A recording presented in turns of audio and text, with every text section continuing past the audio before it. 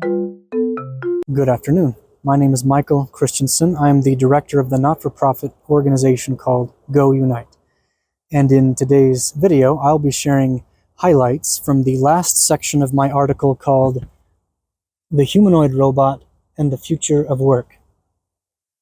And the reason why I'm doing this video series is to promote our petition to stop Elon Musk or Tesla or any company from releasing humanoid robots. So with that, I'll attempt to get into it here. The humanoid robot is ultimately a tool.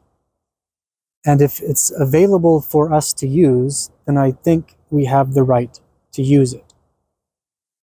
However, I think that we should understand that this tool is not like any other tool. It's capable of performing every economically essential task that our species has.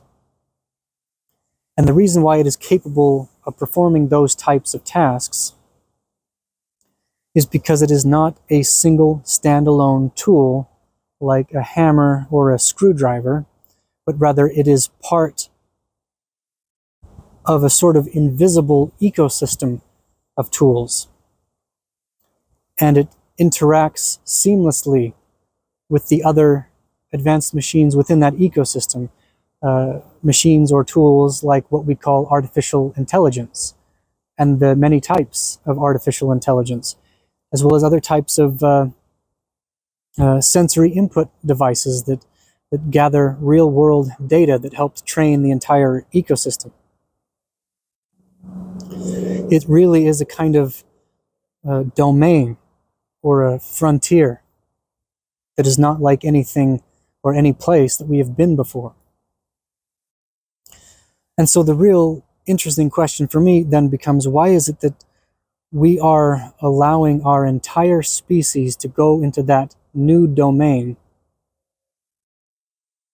as guinea pigs without first exploring that domain, without having scouts go forward and map out the territory to understand what some of the practical perils are of that place,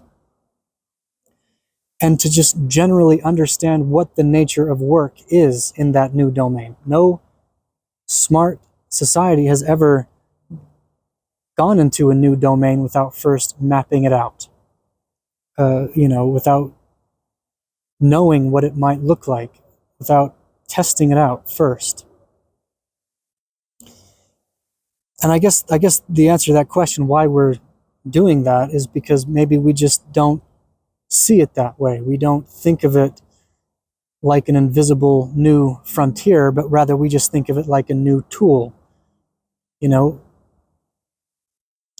But the type of progress that's possible with technological advancement requires some pre-exploration, some foundational understanding of the new world in which it exists.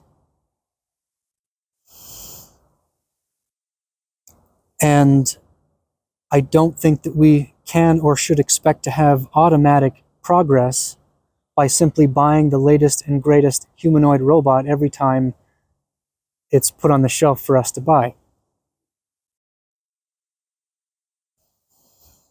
And I guess the ultimate fear would be that if we just as an entire society just go into this new frontier,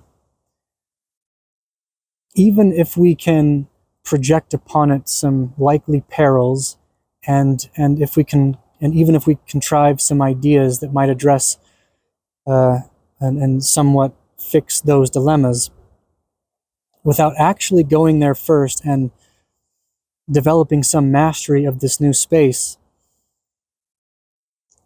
we might seriously underestimate the danger of these dilemmas, as well the extent to which ideas should be implemented to address those dangers.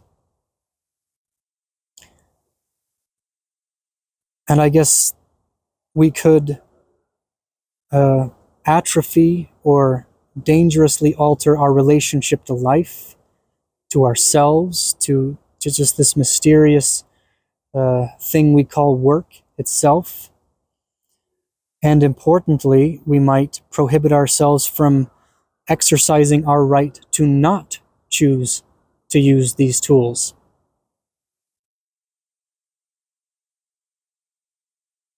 I guess the final point would be is that while we might be able to make a tool in a matter of years, it might take centuries or millennia for the culture of mastery for those tools to form properly. And that's it. That's the conclusion, or some highlights of the conclusion to the article, The Humanoid Robot and the Future of Work. Thank you very much for taking some time with me to work through those ideas. And I'll be sharing my last video next week, in which I'll go over the actual petition and how we did on our goal to raise 2,000 signatures. Thank you very much. I hope you've had a good time, and I will talk to you next week.